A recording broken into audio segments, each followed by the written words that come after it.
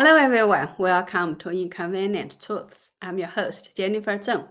In recent times, we've been seeing all sorts of news about people getting arrested and sentenced in the US for spying for the Chinese Communist Party or selling out American military or tech secrets. The scary level of the CCP's full infiltration into America is something we can't even imagine. But that's not the scariest part because we can catch those spies and lock them up. The more scary area is the invisible harm, like using American media to achieve what the CCP wants. This kind of harm is hard to notice and even harder to deal with. Today, I want to expose one such example. Everyone knows that since last year, the New York Times has suddenly gone crazy, publishing more than 10 so-called in-depth investigations. They targeted the Falun Gong spiritual group, which has already faced brutal persecution in China for 26 years. They also attacked Shenyun, the world-famous performing arts company founded by Falun Gong.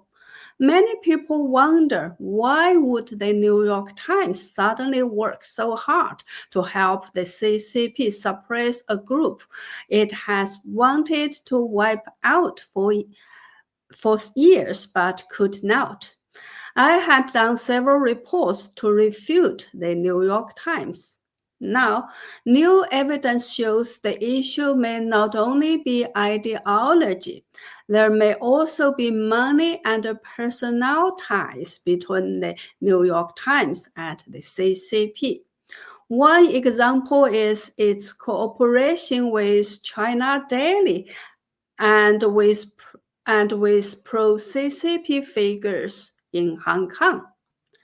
According to Chinese Epoch Times, the New York Times cooperation with China Daily seems to related to Alice Su, the former head of advertising in Hong Kong for the New York Times. This is Alice Su's LinkedIn account in Chinese and English. Her LinkedIn profile shows she worked full-time at the New York Times in Hong Kong from September 2015 to August 2020. She claimed generated revenue significantly by over 100% in the first year at the job and sustained 40% plus strong year-on-year market growth. Interestingly, in her Chinese About section, she wrote, "While working at the New York Times, I single-handedly pushed for cooperation between the New York Times and China Daily, successfully breaking new ground by getting China Daily's content published in the New York Times." But in her English About section, she didn't mention this achievement at all and didn't even bring up the name China Daily. She just wrote that she had served as regional advertising director at the New York Times and CNN, i.e., managing large-scale brand companies despite challenging social, political climate. The part she left out in English is exactly the key point we are talking about today. You know, China Daily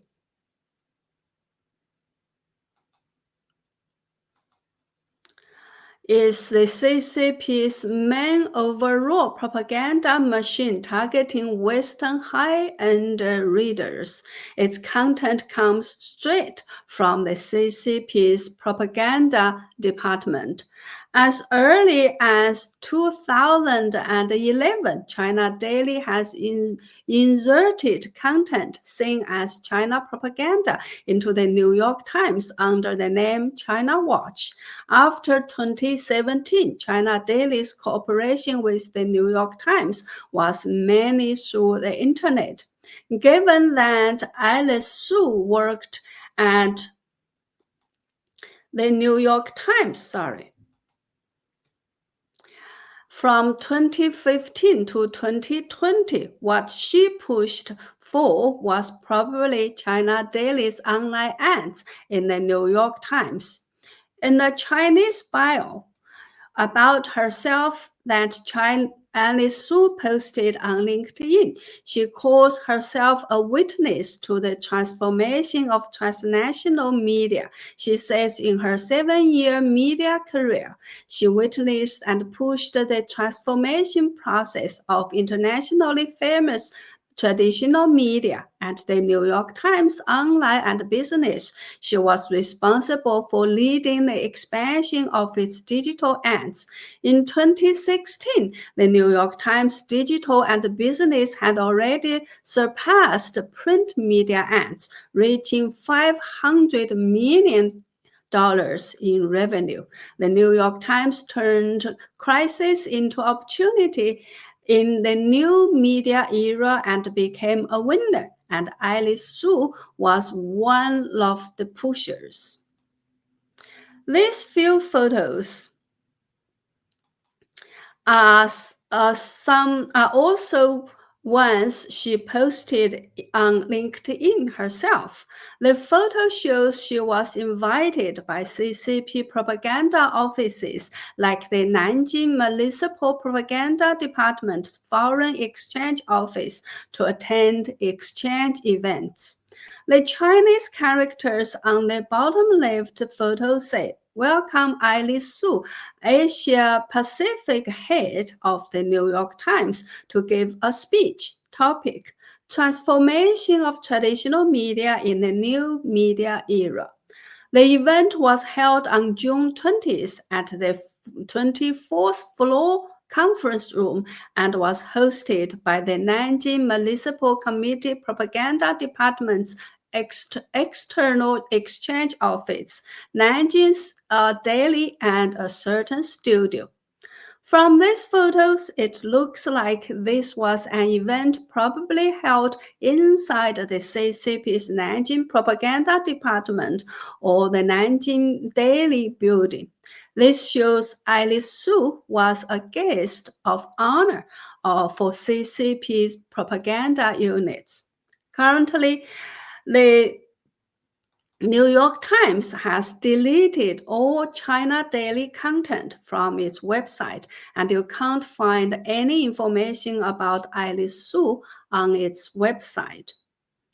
In her LinkedIn bio, Alice Su says she achieved over 100% growth in ad sales revenue for the New York Times in her first year because of her outstanding abilities.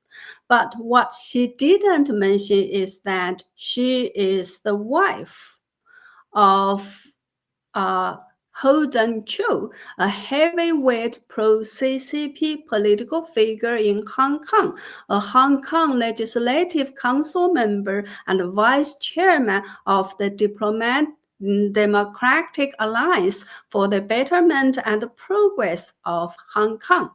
Holden Chow is called the CCP's main general by Hong Kong people because of his strong stance in defending the CCP. These are posts and pictures from Hong Kong's pro-democracy people exposing Holden Chow and his wife Alice Su. Holden Chow has made many pro-CCP and anti-US statements. For example, the Communist Party led China to great and glorious achievements. The US has gone mad by attacking the CCP, etc. Everyone knows that the former Hong Kong chief executive Leung Chun-ying was elected with strong support from the CCP, and there are even rumors that he's an underground CCP member. Not long ago, 朋友害死你啊！不要听这个，真的。On August 13th, Leung Chun-ying, who has been retired for many years, and his wife 他们讲的都不是真的，你到中国去看一下吧。 were traveling in Finland. They even helped the CCP threaten Falun Gong practitioners who were practicing exercises and telling the truth in the park. They said they would connect their names and investigate each one clearly, and also said that for Falun Gong practitioners in Hong Kong, they have investigated everything clearly. Everything of yours in Hong Kong has been exposed. So you can see this is Leung Chun-ying try to film practitioners and threaten them that he would submit their names and information to the CCP authorities for them to be investigated. Remember, this is in Finland. Okay, let's remove. So this is Leung Chun-ying making threats. 我这是法轮功位置，你不敢说；花多少钱你不敢说；钱从哪来你不敢说，你就把我这些报道回去，好吧？什么宝？法轮功在香港，好多年之后，我们把所有东西查得清清楚楚。你查去吧。你以为你相当于你这样，你去做去吧。你要跟共产党。你们在香港的一切都暴露了。 什么意思？你想要让他干什么呢？有了你们的姓名，回去就马上可以查，一个连着一个连着。你查吧，你查。是吧？你一个呢是撒谎，你要不撒谎的话呢，完全可以查。我查着我也没犯法，你有什么呀 ？This is libelous. This is a country that practices the rule of law. What they are saying here publicly is libelous. Meaning it's against the law of libel. You don't want to get involved. You know that. Because they're claiming. Tell me which thing is libelous. I want to. Persecution. Without evidence. There's not a word of evidence. Well, that was on August 13th in Finland. That about Leung Chun-ying and his wife threatening Falun Gong practitioners in the park. Actually, back in 2011, Leung Chun-ying signed a secret agreement with the Australian engineering company UGL and accepted £4 million, about $6.4 million in payment. After he became chief executive in 2012, he didn't declare this agreement, raising questions about conflict of interest, corruption, and cover-up. For this, the Hong Kong Legislative Council set up a special committee in 2016 to investigate the matter. In 2017, Holden, Chow, as a Hong Kong Legislative Council member, was accused of privately communicating with Leung Chun-ying and helping to revise the committee's investigation draft to delete or change content unfavorable to Leung. This was seen as interfering with the investigation, causing widespread controversy and political disputes. In other words, Holden Chang was willing to do this to protect Leung Chun-ying.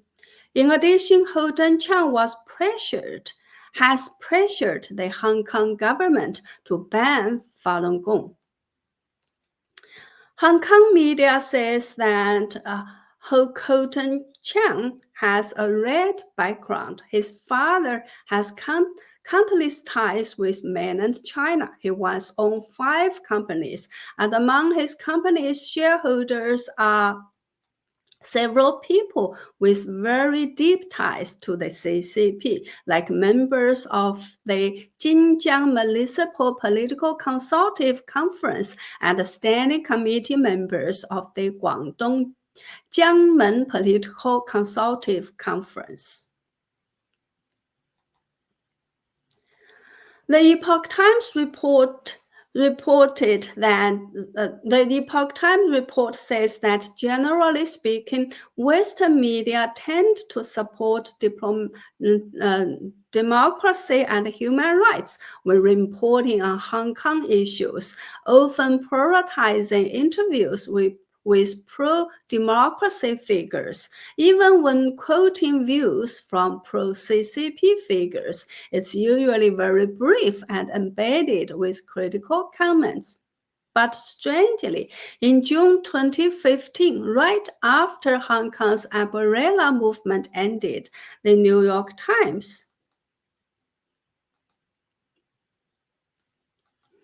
interviewed Holden. They gave him a large question and answer style report, fully representing Chow's views without any critical comments.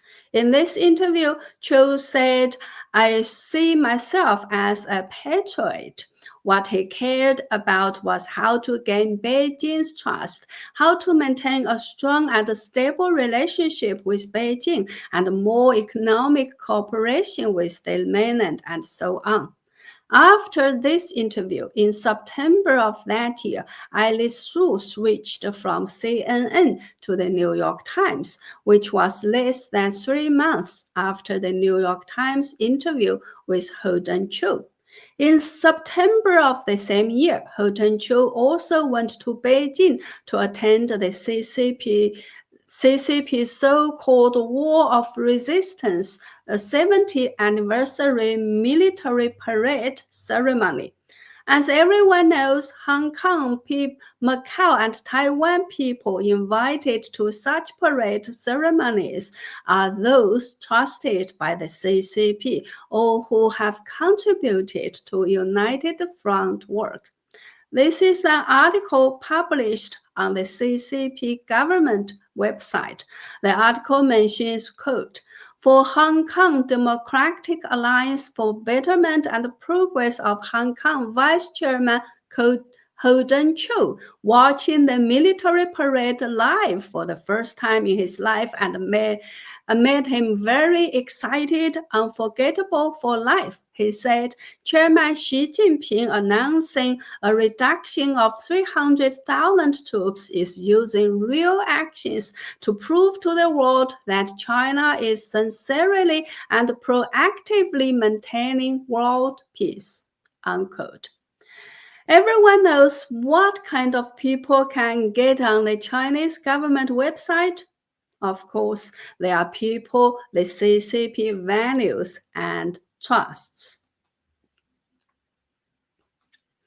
According to Washington Free Beacon, in the past decade, the New York Times has published more than 200 propaganda articles sponsored by China Daily, some of which are said to whitewash the CCP's human rights abuses.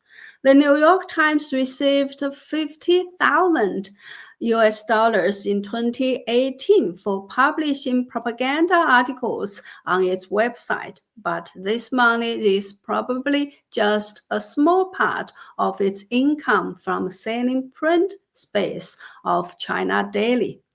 The New York Times admitted it had a profitable deal with China Daily, but they insisted our reporting on China is broad and aggressive and never influenced.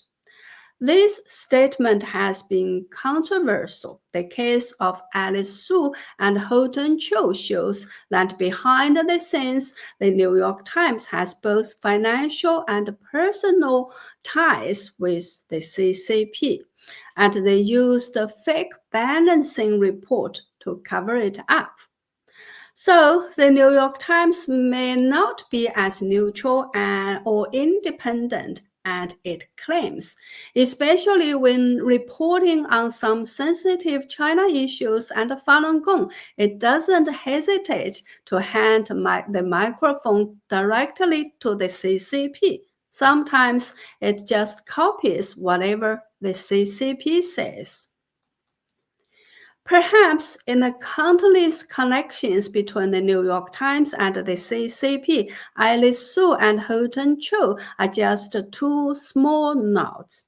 What worries me is, in American society, how many such knots are there? Through these knots, to what extent can the CCP influence and control the media to affect the American public and thus achieve their goals in America? Perhaps in the CCP's eyes, American society is full of loopholes to exploit. So the big challenge for America is how to plug these holes. What I can think of is just that if people can be a little less greedy and have a little more integrity, the CCP will have fewer chances to infiltrate. We will suffer less losses. What ways can you think of? Please share your ideas in the comments. Well, that's all for today. Please like, share, comment, and subscribe if you haven't already. You can also visit my website at jenniferzengblog.com to sign up for a membership or make a donation. Any kind of support means the world to me. Thank you. Have a nice weekend and see you next time.